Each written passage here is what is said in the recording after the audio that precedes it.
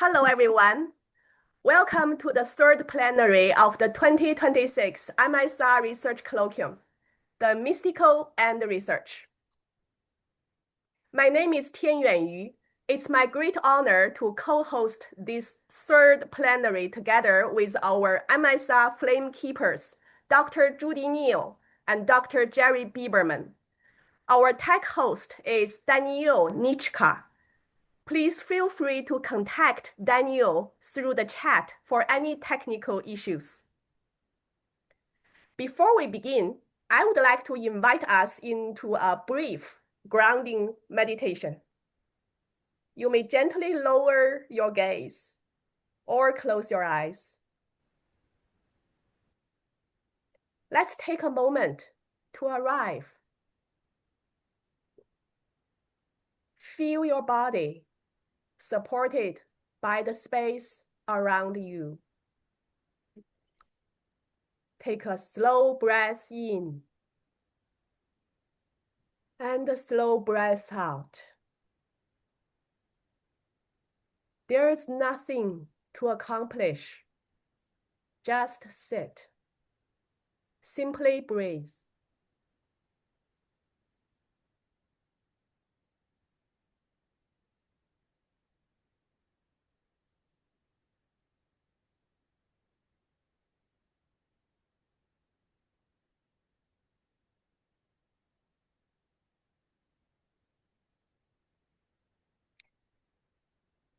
And when you are ready, gently return your attention to the screen.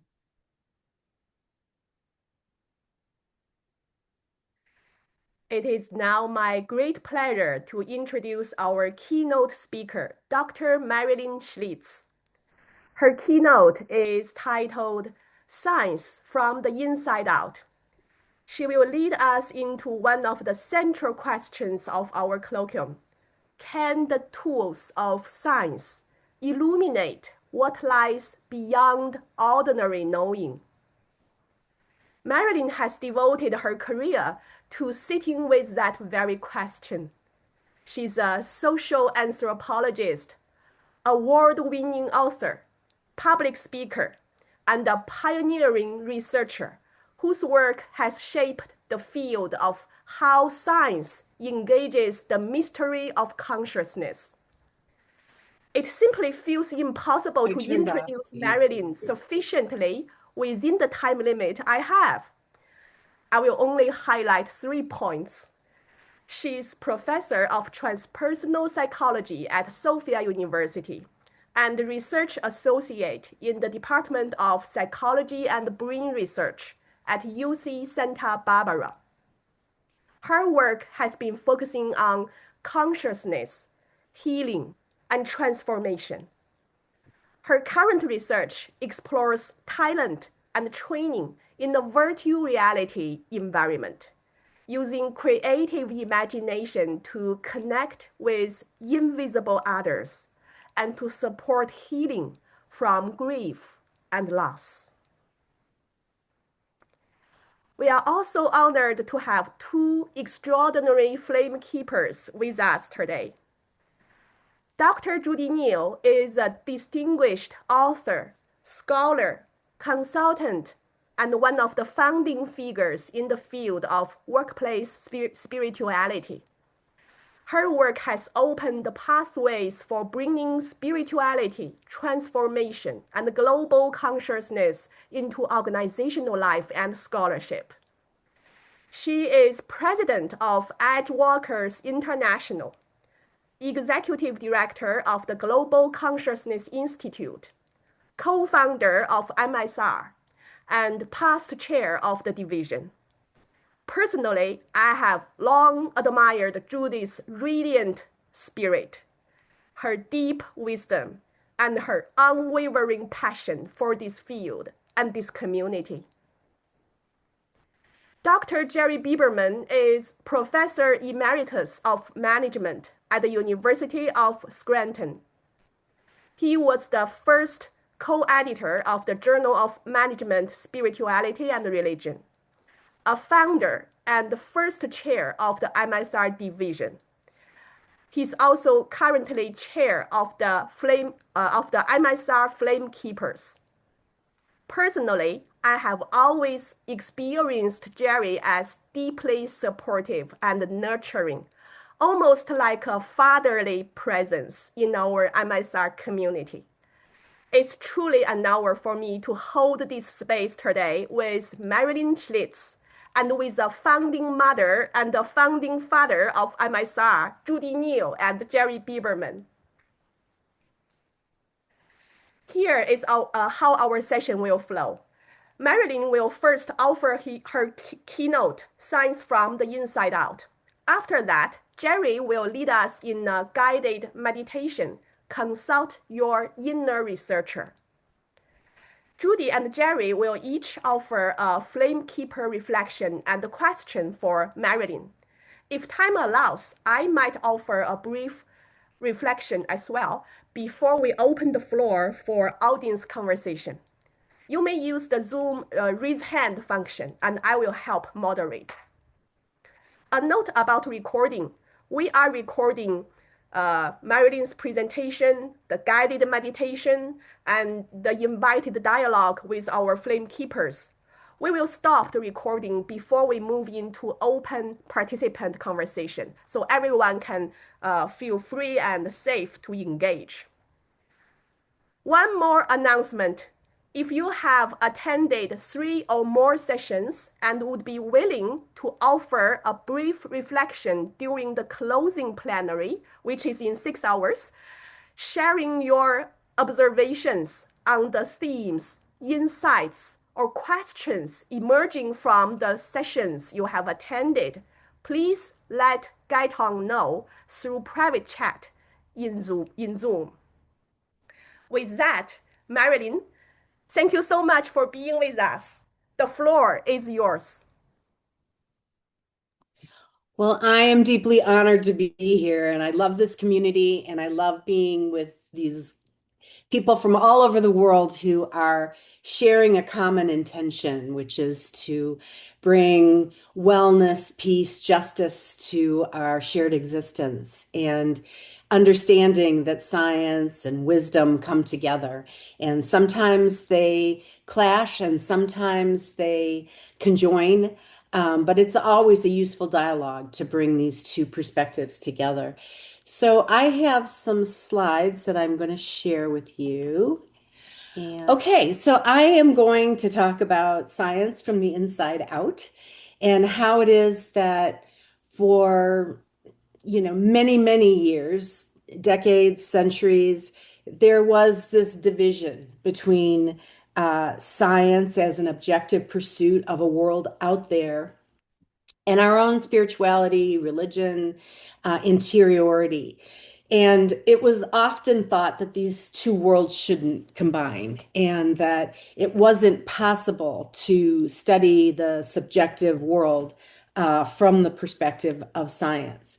And I think that that perspective has changed mightily, particularly in the last couple of decades, where a lot of new technologies have come to bear on things like consciousness.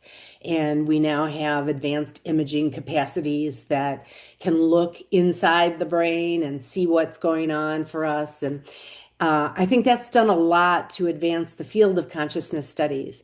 But there are also a host of different methods and approaches that allow us to understand the nature of our inner experience. And so I think that this mixed methods approach, this idea of looking at both the objective nature of science and the subjective nature of experience, can come together in ways that are very informative. And that's what I'm going to talk about. So, in my work in transpersonal psychology, Abe Maslow was really the pioneer who led us to understand the nature of our development from the base level of our human needs to the idea that we have these self-transcendent capacities. And this mystical and research approach to self-transcendence allows us to understand the kind of highest and most inclusive holistic levels of our human consciousness. And what does it mean to be ourselves in relationship to our significant others, as part of our human nature and human condition, and in relationship to other species and to the broader cosmos. And I think that's where we find this kind of mystical calling is in our interconnectedness and how we are one. And sometimes we forget that.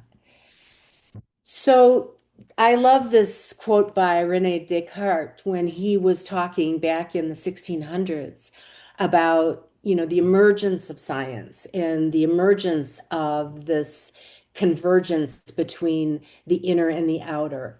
And he described the whole philosophy is like a tree.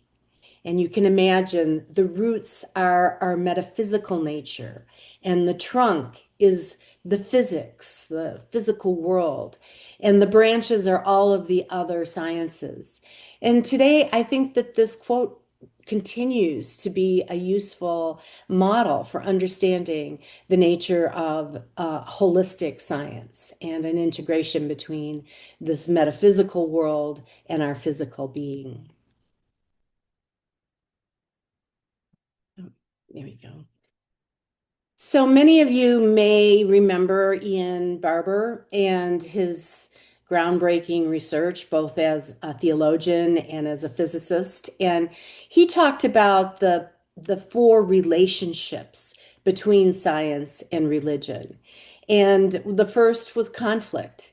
And there was this idea, that the church was in charge of our existence and science was an intruder. And so it was really thought that there should be demarcation between these domains. And in a certain sense, there was a political deal struck around the time of Descartes that the church was responsible for interiority and science could look at the outside world. And I think that we still live in the heritage of this kind of political deal, where many scientists, and I served on a review committee, and I was on the integration board of the National Institutes of Health, and I know that when papers came in or proposals came in that were based in qualitative dimensions, they were discriminated against. And I think that that's because we don't really trust this subjective kind of approach, and we are oriented toward objectivity as the valid way of understanding the world. So there is this kind of conflict that I think is existing even today.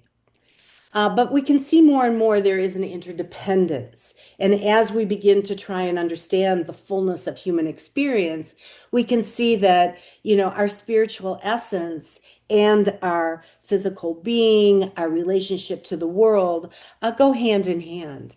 And so this facilitates the kind of dialogue that we're having here today and the integration that I think is the goal for what we're attempting to do. So I have for a long time been extremely interested in linking these kind of metaphysics with science. The idea when I worked at the Institute of Noetic Sciences that there was this noetic being, this direct knowing about the world.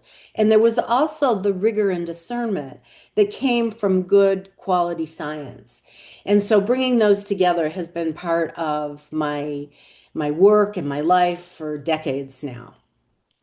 I thought I would pull out just two of the topics that I have been interested in and that shed light on this kind of approach that brings us into integration. And one is consciousness transformation, and the second is death and the afterlife. And both of them, I think, speak well to the idea that there is something more that can be done in terms of how we understand the nature of our existence. So my work on transformation began probably 40 years ago, and I was very interested in the idea that our worldviews can change. And I again go back to the work at the Institute of Noetic Sciences and Edgar Mitchell's work as one of the Apollo 14 astronauts. And Edgar described the fact that he had a profound epiphany coming back from the moon. It wasn't walking on the moon that led to his shift, but really this journey back and being able to see planet Earth in all its pristine beauty. And he recognized at that time that it wasn't something inherent in Earth that we experience these kind of conflicts and divisions, the race or gender or culture. Um, it wasn't something inherent in this beautiful planet, but really something inherent in our human experience. And so he became profoundly interested in the idea that we could transform our consciousness so that we could begin to heal these ruptures. And so we began this study on transformation. So how is it that people can switch or transform their worldview? And so we took it upon ourselves to conduct research. We started by asking people, had they ever had a transformative experience? What triggered it? What sustained it? And what were the consequences of it? And we got average people to tell us their stories. We collected over 1,000 people's stories and looked at what were the links across them. And really anything can trigger this kind of transformation. But there is this idea that we can change with intention and a shift in our attention. And that as we begin to practice these new ways of being and to find our interconnected, communities, our tribes, the reason we're gathered here today to help reinforce this, we can begin to live into a different way of being. We then interviewed 60 masters from different world traditions. And Yasir Chadli was one of those. He's a Sufi imam. And he wrote, whatever put us here, the ocean, the sand, we are all one. We say I, there is no difference between I and you. I am you and you are me. There is only that. And we then amassed these interviews from 60 different people and began to look at themes across them. And we came up with 20 different kind of categories, and we distilled those into 6 major domains and published them in this book, Living Deeply, The Art and Science of Transformation. And it's been a real stimulus for a lot of dialogue, including an educational curriculum that we developed that could help kids to begin to understand their own transformative journey.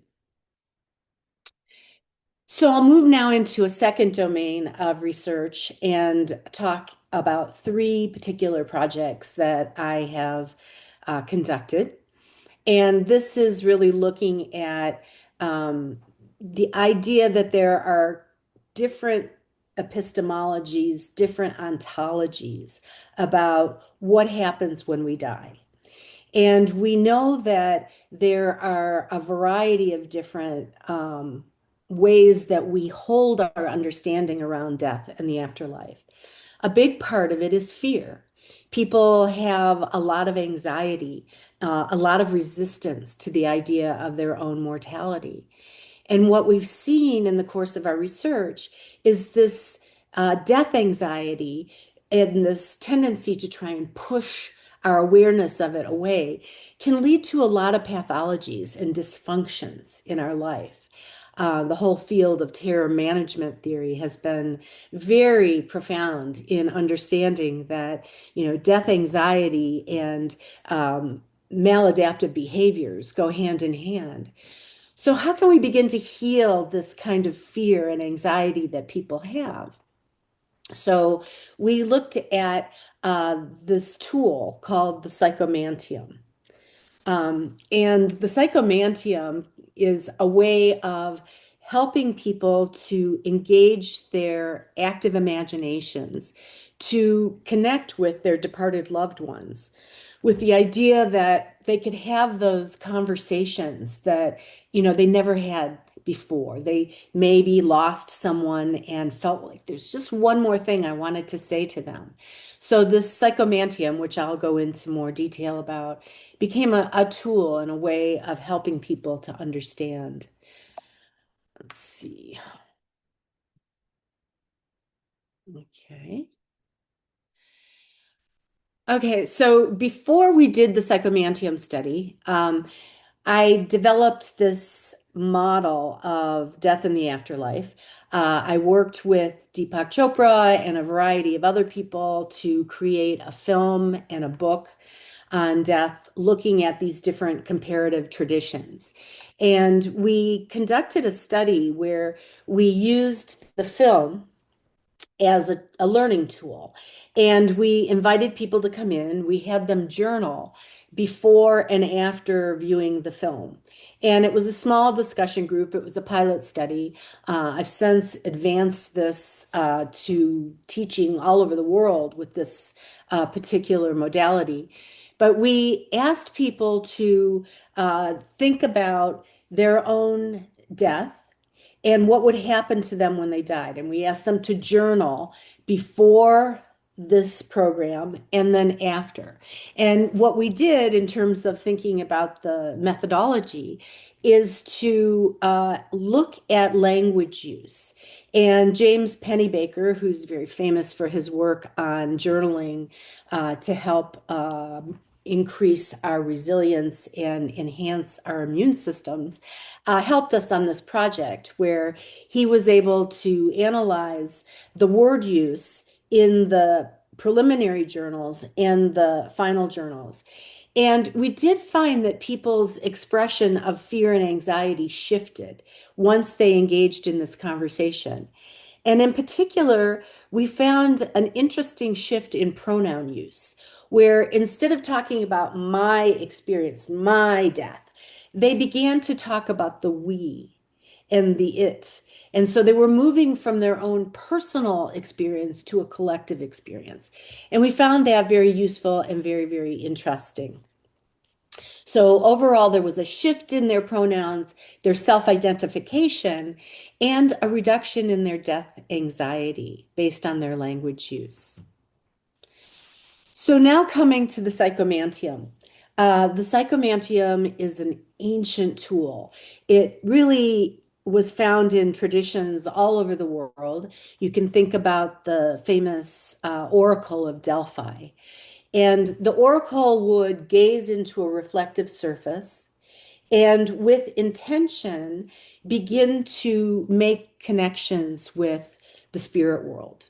And they would use this kind of communication tool as a way of predicting activities that would happen in the future, gaining insights from the gods, the deities, the departed loved ones, as a tool for helping those people who were, policy leaders, the people who were engaging in important shifts. Sometimes it was battles, and they would go and they would consult with the oracle, who would then gaze into this reflective pool and gain sort of intuitive insights.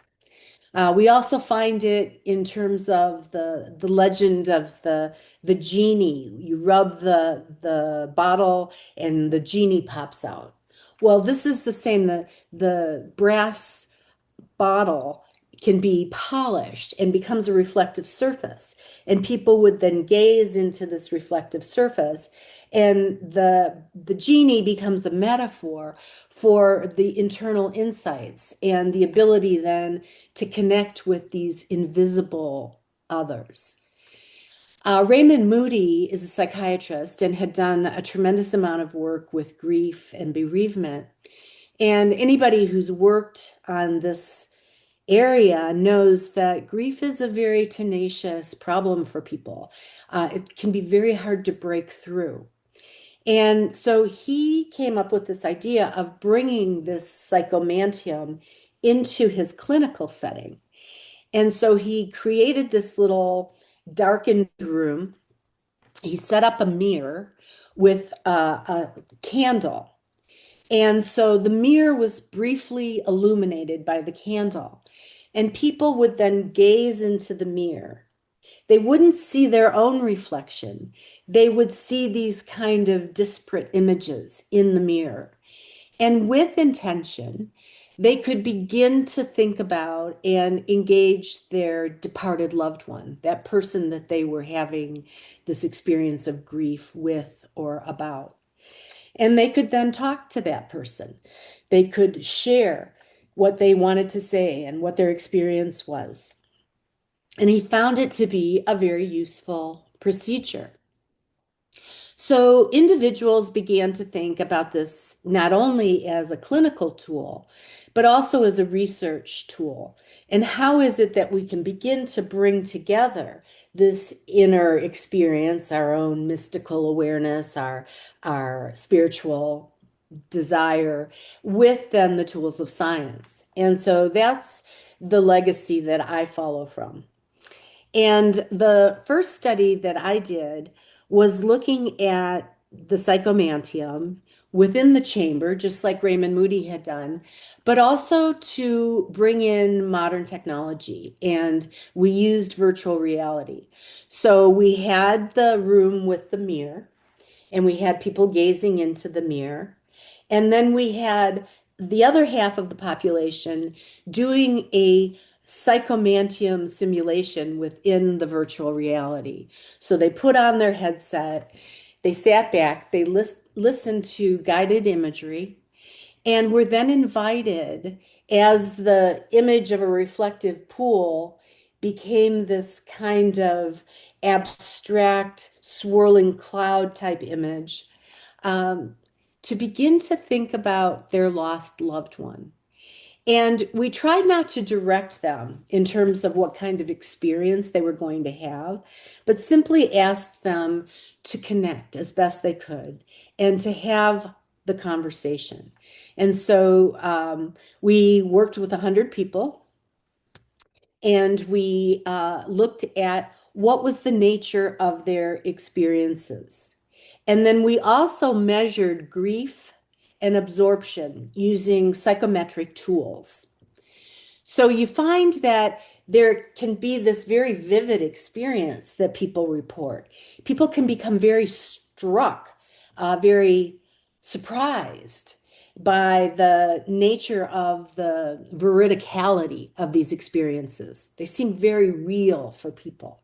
They may see something, they may hear the voice, they can engage in conversations with the departed, seeing visions or just having a kind of eureka moment, transformative experience of some kind of personal meaning.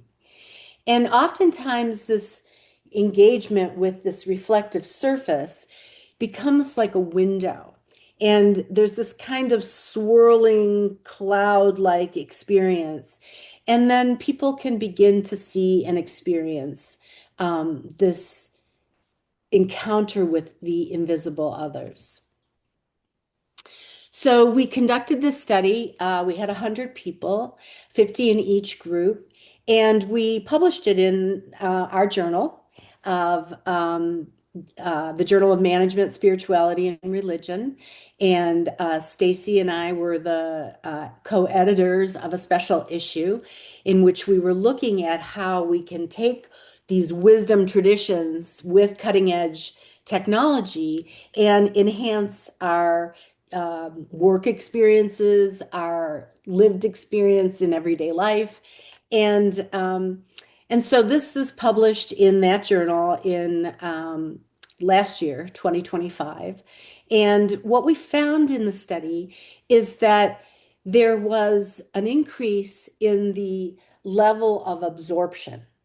And so what we mean by that is that people could get more deeply into the experience.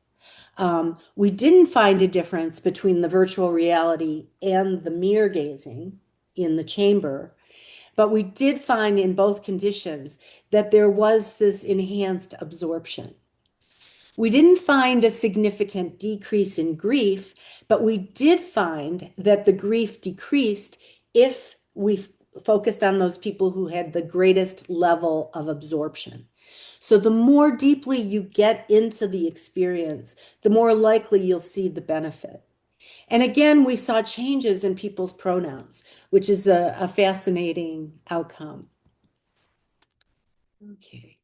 So some of the kinds of experiences that people reported, they had experiences that were positive. They felt an acceptance with their loved one. Very few people reported negative experiences. It was much more either neutral or positive in terms of people's reports. And then they had encounters that they described. And as I mentioned, they covered a whole range of sensory modalities. There was one woman who described an experience of smelling her grandmother's living room. And apparently, her grandmother used a kind of cream. And anytime you'd go into her living room, there was this very distinctive olfactory experience. And so, when she was in the psychomantium and felt that she had been able to encounter her grandmother, she actually perceived the smell.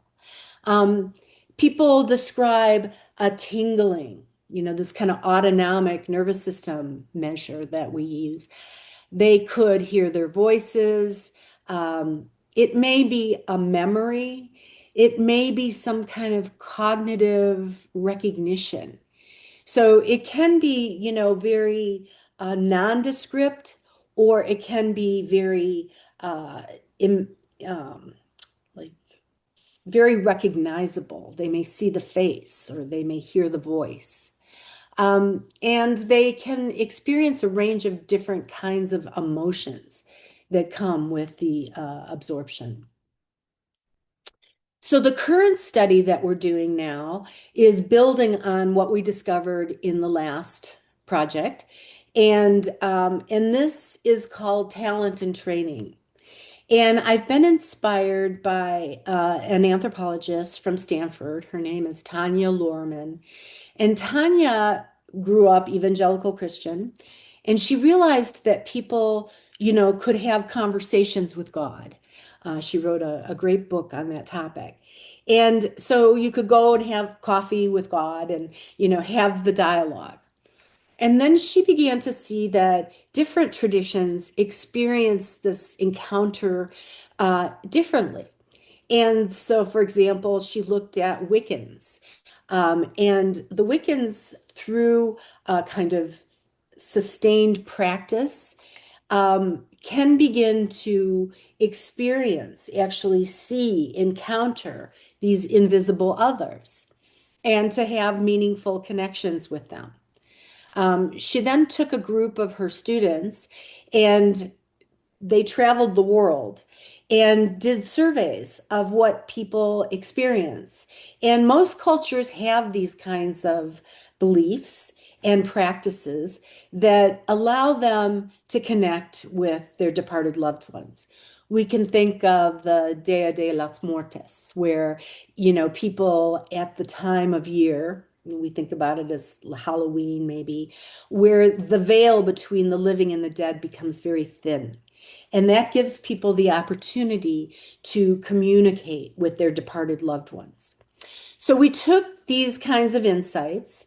We took what we'd learned from not only our research, but others, and created this protocol that we call talent and training. So the talent is high and low absorption. And the training is multiple sessions in the virtual reality. And again, we are measuring grief before and after. We're also looking at journals because we found that a very useful way of accessing people's subjectivity. And also looking at a transcendence scale. And we're very interested in seeing if people can experience a kind of transcendent encounter with these invisible others. And whether it's health promoting. So we are about 8 people away from finishing that study, and I will look forward to sharing the results of that with you. My most recent project, just released last week, is a new book called Death. Let's talk about it. And the title speaks to my intention, which is to help promote a conversation. A lot of people are afraid, a lot of people resist, engaging or talking about their own death experiences. They feel that they need to, but don't know how. So this is a book that we had the foreword written by Pim van Lommel, who is a cardiologist who had done a lot of work with near-death experiences in his clinical setting. And the book also contains a facilitator guide and a guide for health professionals. So you think about the nurses and doctors who are dealing with death all the time, but have not been educated or guided into the ways of having these conversations.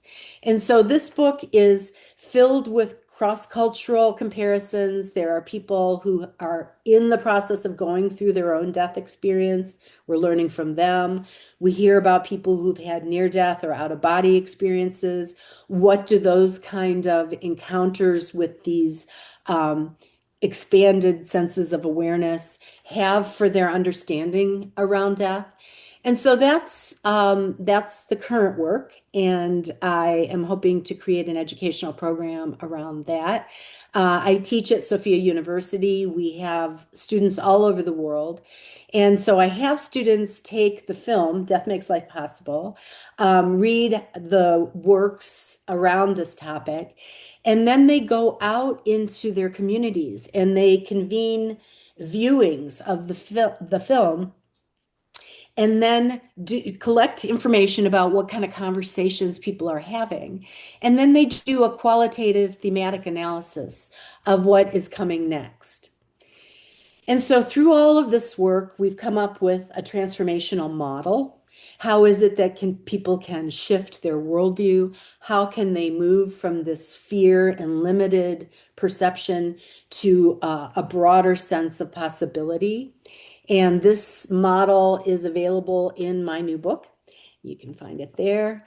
And in conclusion, this science of mystical experiences doesn't seek to explain away wonder. It seeks to understand how moments of profound connection, transcendence, and meaning reveal hidden dimensions of our human potential.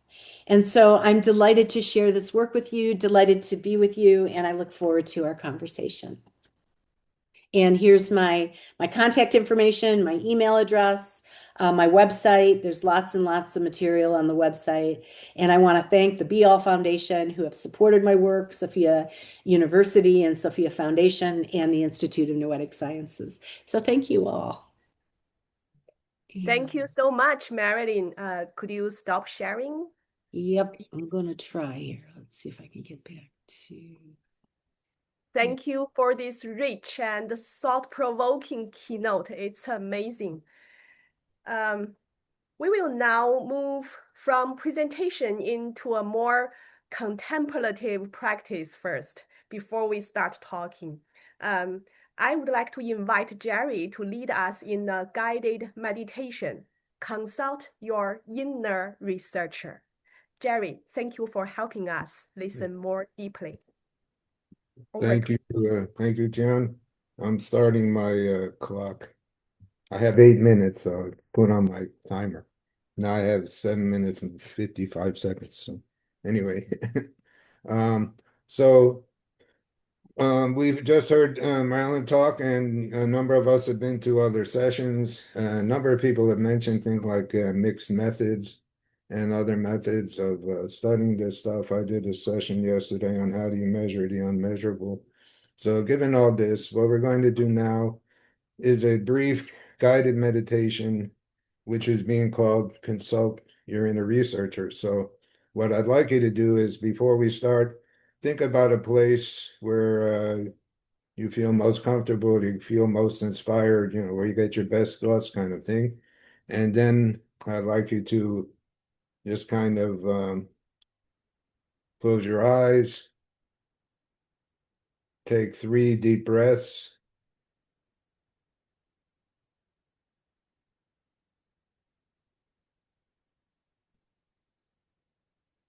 And now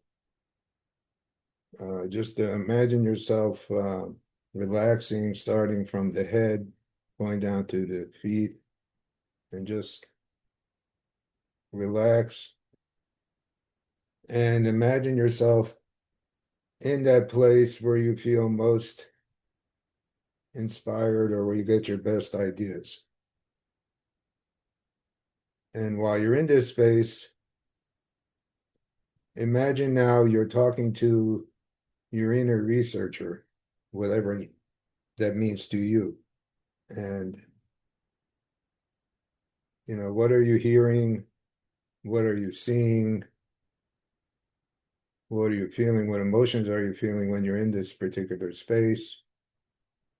And ask your inner researcher, given all the things that you've heard, what advice would you have, or how would your inner researcher guide you into doing any kind of research around this topic of mystical experiences?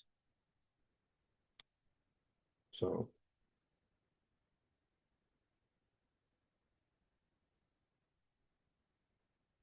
imagine now you're in that space, you've met your inner researcher, you ask that question, and what answers are you getting?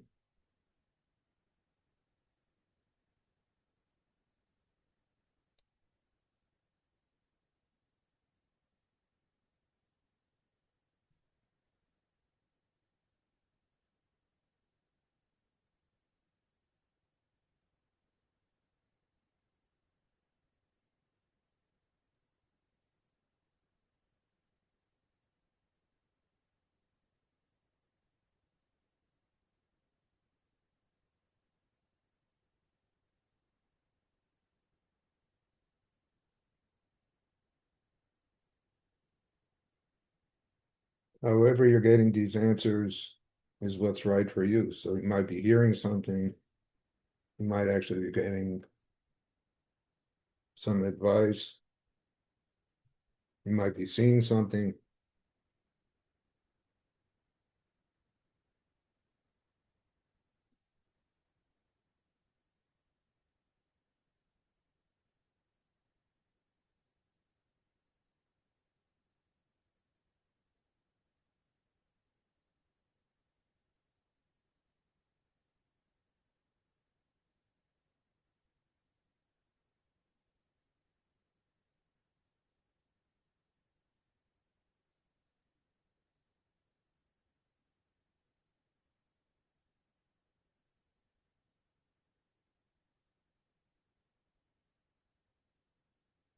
And now thank this person or being or whoever you're getting this advice from.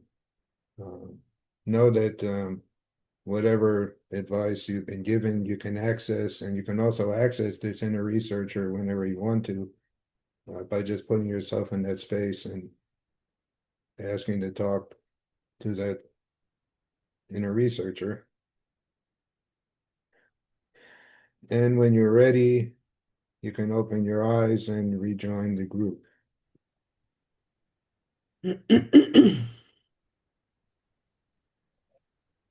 Thank you so much, Jerry, for guiding us into our inner wisdom. Now I would like to invite Judi to offer a brief reflection on Marilyn's keynote and the meditative experience, and then share a question for Marilyn. Judi, over to you. Thank you, Jerry. Thank you, Tian. And thank you, Marilyn. Marilyn, it's so wonderful to have you here with us in this community. I saw you speak several years ago on a virtual conference during COVID, and I just fell in love with your work and what you're doing, particularly around virtual reality and transformation. And so, Mike, as I listen to you and see how your work is expanding, actually, I go back to your introductory page that had, under your name, had the word leadership. And you hadn't talked about leadership today, but one of the reasons I was hoping you'd get involved in that JMSR special issue, and I'm so glad you did, was because I really see your work as having profound implications and opportunities for MSR kinds of research in organizations, in leadership, and also in the collective shifting of consciousness. You've talked about working individually and individual transformation, but it seems to me, particularly as you've mentioned, individuals move from what we might call ego consciousness to a more eco or more collective consciousness. So my question is, putting on an MSR hat, the management, religion, and spirituality hat, and thinking, how could we learn from you methods and questions that would apply to individual leaders, but maybe also to teams, maybe also to organizational cultures?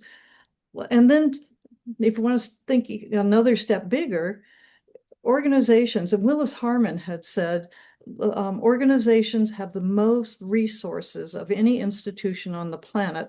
And if we're going to have planetary shift in consciousness, it would be through organizations.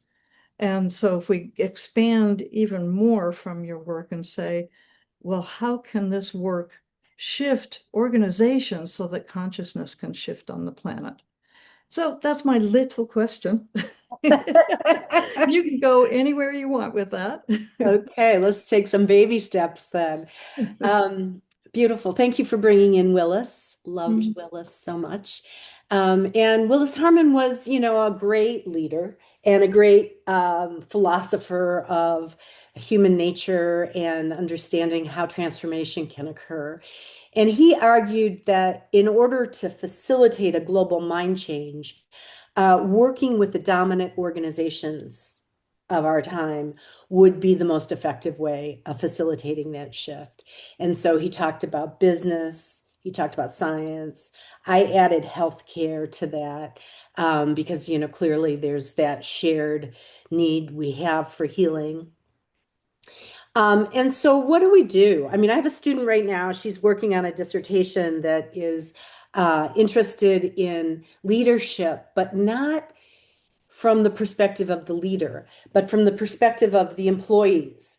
And what is their understanding of where the most effective kind of change can happen for them? How do they feel inspired and motivated to make positive change in their workspace? And it was in perceiving the leaders as compassionate, empathetic, and collaborative. So, this collaborative leadership has gotten a lot of mileage. I think it's a very important and robust area. But when we feel that we're being judged or we're being bullied or we're being manipulated, all of those things have a very negative impact on us. So how is it that we can access that inner wealth of knowledge, our ability to harvest the goodness in our hearts and recognize that change is a collective? As you said, I think it does work from the individual. I mean, we all have our individual experiences. Our change model is very much about how one facilitates that shift in themselves and what are the factors that lead to that. But we begin to see that effective change is from the me to the we. And so as I gain access to my community, to my workplace, to my family structures, how can I facilitate what I've learned about my own inner growth and my own wellness and my own well-being in the context of these larger groups? How can I facilitate that kind of change at a structural level? So I think those, empathy, compassion, even things like forgiveness. We know that forgiveness is a powerful tool. Gratitude is a powerful tool. So even in the face of something that's not going well, how do I bring these pro-social capacities into my interactions with others? Because ultimately, things will work better that way. And it's not always easy. So should we have leadership development training that puts VR headsets onto the people who attend and give them an experience of the overview effect, and and measure that. I mean, it just seems to me like, well, that would be a fun study. And again, especially if it's all within one organization, and you could start to see like the before and after, and whether or not policies changed. It's like, I remember a story of somebody that did outdoor wilderness kinds of trips, and that they got hired by Xerox to take all the leaders in groups of 30 out into the desert and have Vision Quest, and it changed their whole business model completely, because they had this connection to nature. And they actually, by synchronicity, they went to a landfill after they'd been out in the desert and had this amazing spiritual experience. Then they go to this landfill, and there's a giant Xerox box sitting in the landfill and not deteriorating. And they went, oh my God, look what we're doing. So, I think we can create collective experiences. And there was someone, there's a group called the Overview Effect Group by Frank White. Are you familiar with them? Yeah, I've heard of it. Yeah, I haven't encountered They're amazing. There's a person who was a speaker at that who creates collective virtual reality experiences with like 2,000 people in a dome. And that just seems to me like, again, what an incredible research opportunity that isn't anything at all like what we're doing. But it seems to me like you're the pioneer in this. And I wonder, what possibilities you see in doing things like that. I follow in your footsteps, teacher. I love that idea. I love the idea that we can facilitate experiential learning, whatever way, taking people out into the wilderness so that they are surrounded, embedded in that living system. The overview effect has been very powerful. There are some studies I know of that are looking at, this experience of seeing Earth from space through virtual reality. I am aware of a couple of projects that are looking at that. And I think the challenge really comes in sustaining it. So we can have these moments, but do those moments last? And how enduring are they? And that's where I think, the institutional support for that. So you're not just getting a one-off hit, you're getting a sustained reinforcement of the insights that came from that, and positive reinforcement for that. So, if leadership starts to slip out of their empathy and compassion and wisdom, they need repeated exposure, and that's really what we see. It's not just one-off. When we did our transformation study, we saw that people might think they've had a moment and they flash into an awareness. The man that funded our original research, Richard Gunther, a very successful businessman, he'd gone to Esalen. And he was standing on the deck at Esalen looking out at the Pacific Ocean. And he had a real epiphany, a real transformative moment. And it changed his life. It changed his relationships with his family, with his work environment. He became a leading philanthropist.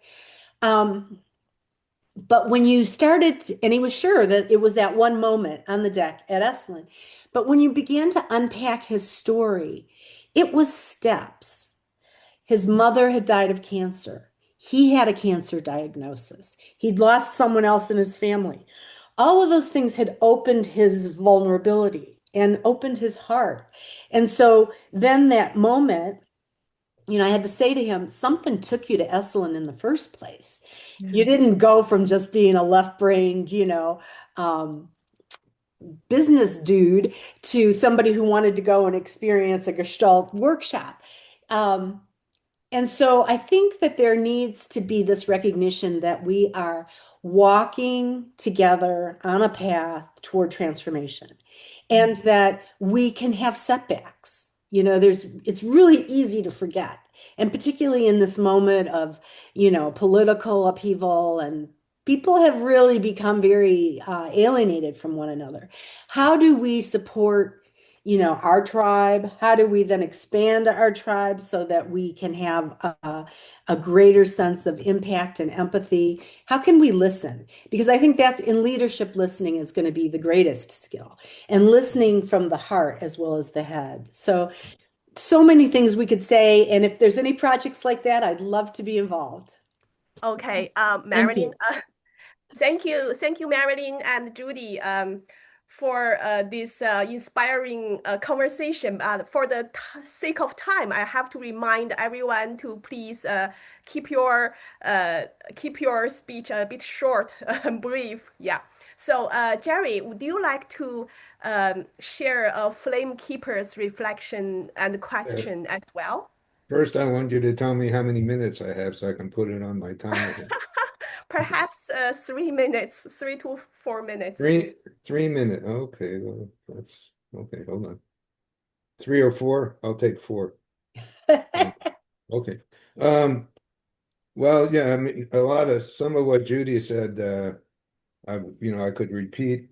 One thing I noticed was when you talked about that instrument, what's it called again? The Psychomantium. psychomantium.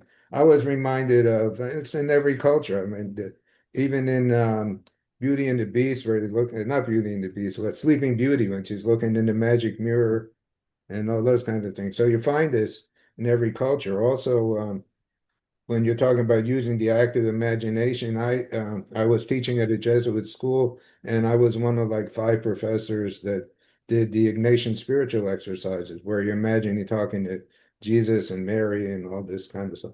I did it as I'm Jewish, so I did it as one Jew to another. Like Jesus, we're both Jewish. What do you think? Mary, and so I think that's like a really valuable tool. And I was impressed with the idea of using this visual, the virtual reality. And I mean, Judi already went there, so I don't want to say. One question I have is, there's 2 things. One is the difference between a state and and the trade, and you kind of mentioned it. You could have these things and they just happen like a state, but they go away, as opposed to when it actually becomes like a level or, a trade. They used to say that you had to be meditating for years before you could get there. I don't think that's necessarily true, but I know there's definitely a difference between a state and, more or less in trade. The other thing was when I was thinking of how Ken Wilber talks about and Gilligan and all these been like spiral dynamics levels of consciousness. So it seems to me that, when you have like these experiences, they are interpreted within whatever level of consciousness you happen to be at. And most people are not at that upper 2 levels. So most people are at the lower level. So if you're at the level where you're just talking about your own family, you interpret that in terms of your family. Here in the US right now, I think you have the Democrats over here, you got the Republicans over here. You have MAGA, I think MAGA is more like a tribe kind of thing. And so the question is, if that's true, and you take what Judi was talking about, how can you do collective when everybody's at these different stages and we all go through them? Everybody starts off at the one and goes up to other levels. What do you do in a case where most people are not at those upper 2 levels? At the lower levels, the one level can't even talk to the other. We see that right now between like Democrats and Republicans. I mean, they just totally at different levels. They don't understand each other. They don't want to understand each other. Okay, so that was my 3 minutes. Go ahead. Well, there's a lot in there, and I agree that it's a very challenging time. And I think that shared experiences can be helpful if you take people through common experiences. There was some wonderful work done through the Stanford Forgiveness Project, Fred Luskin, where he was looking at bringing women together from Northern Ireland who'd lost children. And he took them through this emotional intelligence training. And it was very powerful. And these women didn't necessarily, overcome all of their concerns, but they began to see themselves as us. So both sides became more fused. And the challenge happened when they went home, because their communities didn't want that. They didn't want to forgive. They didn't want to let go. And so these women were pulled back into that. So that's a big, big challenge. But what's important, I think, is for us to recognize where people are on this journey, to recognize, if you look at Maslow's work, that there are conditions that can help us to move up this hierarchy, and to begin to recognize that if you really want social change, we have to help people at that base level. Do they have what they need? Do they have the food? Do they have the shelter? Do they have the social support? And then they can begin to think about their own, metaphysical development. And then if we can be in community, and it doesn't, churches are a great place, but they're not the only place. I think, having communities who can engage in these kinds of transformative conversations and who can listen. Listening is probably the most important skill we can get, and listening with that sense of empathy and compassion.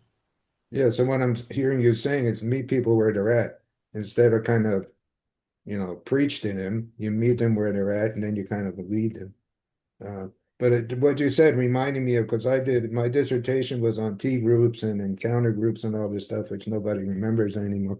But, people would go to those things, but originally they were individuals. So they'd go to those things, they'd come back transformed, go back home, and nobody was where they're at. So it got them in trouble at work, it got them in trouble at home. They thought these people are crazy.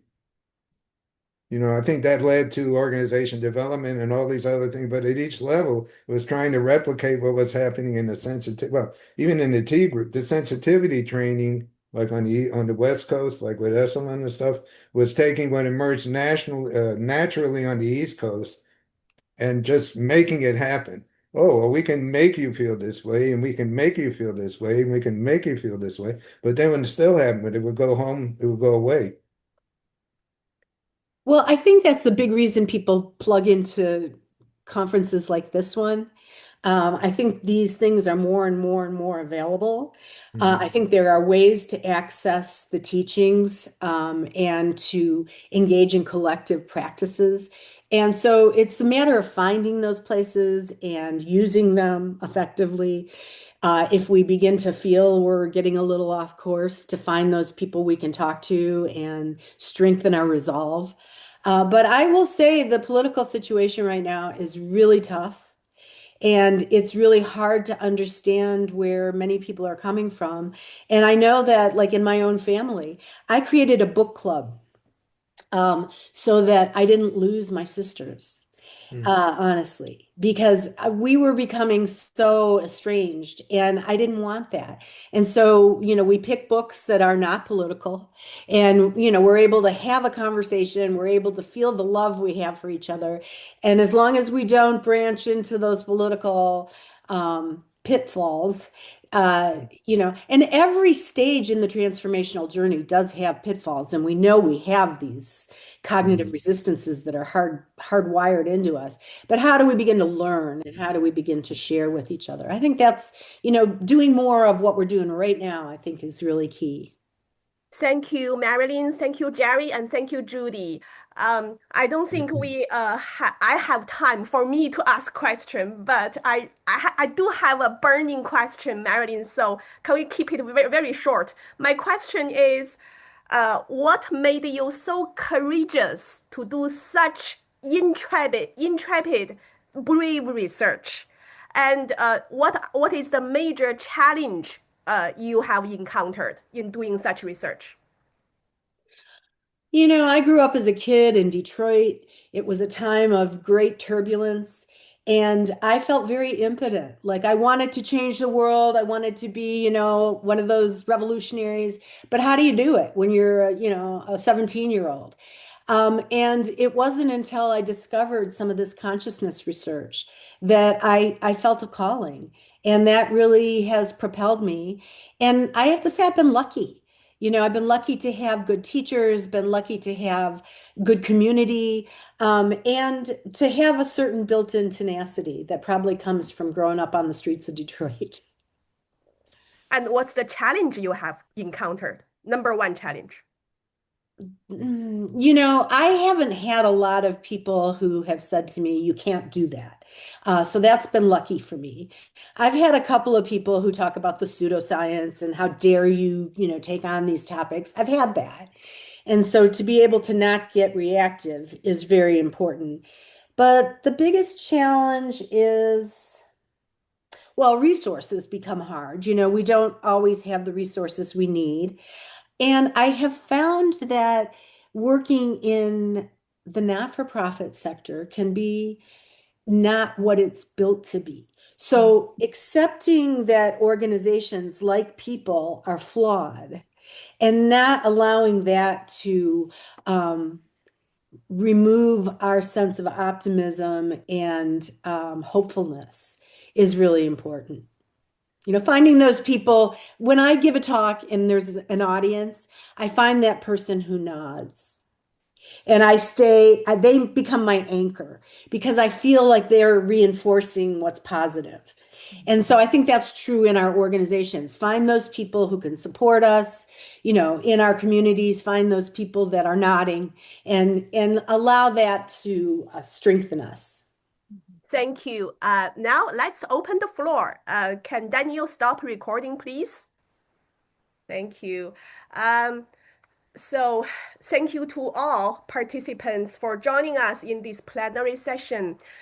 Looking ahead, the next sessions in the program include the formational set, an ontological field architecture for researching leadership transformation at the threshold of the mystical by Deborah Randolet.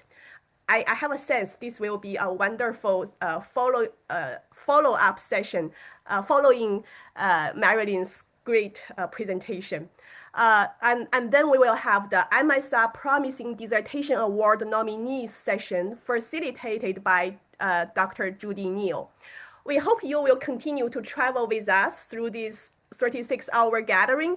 Don't forget to join our closing plenary at 8:30 p.m. Eastern Time, when we will come together for collective reflection. And please contact Gaitong if you have attended more than 3 sessions and are willing to share during the closing plenary. As a reminder, once this session ends, we will move everyone into the waiting room. This gives us time to connect with the next presenters and to prepare for the next session. And we will bring you back into the main room as soon as we are ready to begin. Now, to bring this plenary to a contemplative close, I would like to invite Judi to lead us in a meditative practice of deep listening as she plays a guitar piece called The Journey. Judi, over to you. Thank you, Tian, and thank you, Marilyn, and thank you, Jerry, and thank you to our support people. Everybody's been so wonderful. This is a song I wrote after doing some consulting at Hewlett-Packard and having this kind of out-of-body transformational experience. And so I'd like to share it with you, called The Journey.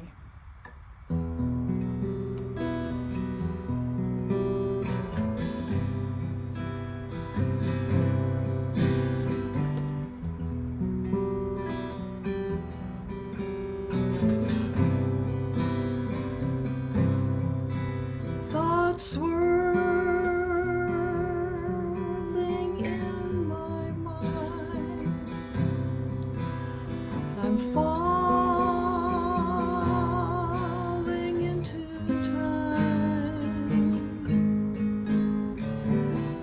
losing the illusions, setting my soul free, pretending I am lost, as if I couldn't see.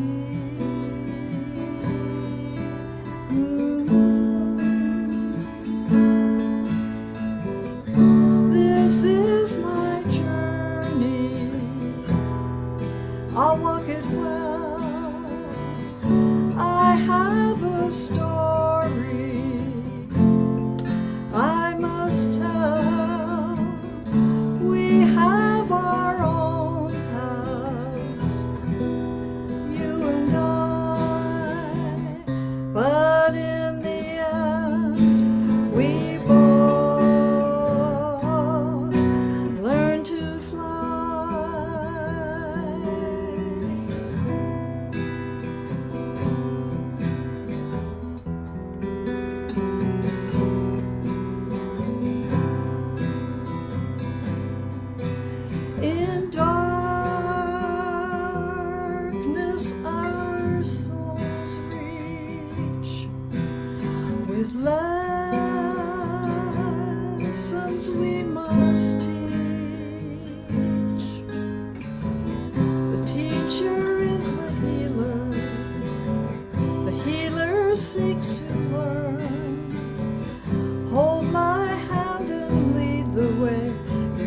much can make me yearn.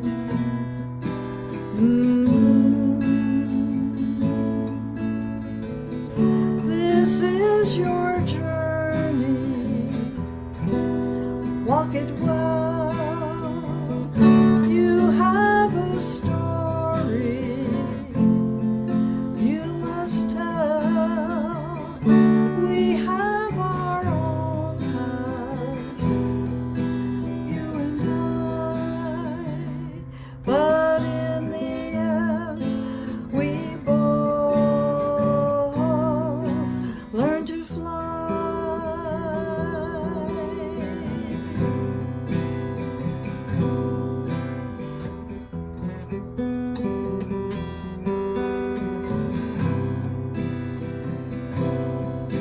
Earth Mother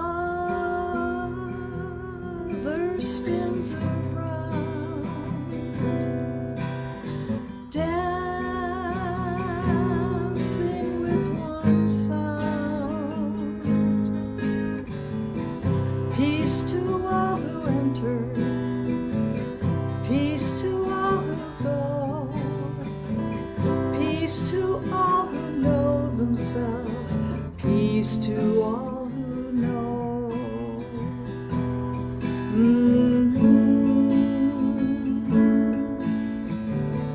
This is our journey. We'll walk it well. We have a story we must tell. We have our own paths, you and I, but in the end we all learn to fly.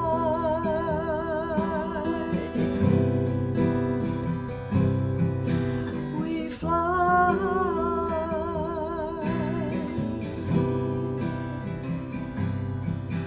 We fly.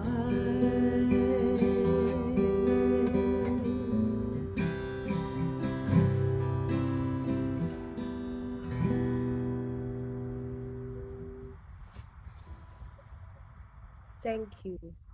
Thank you.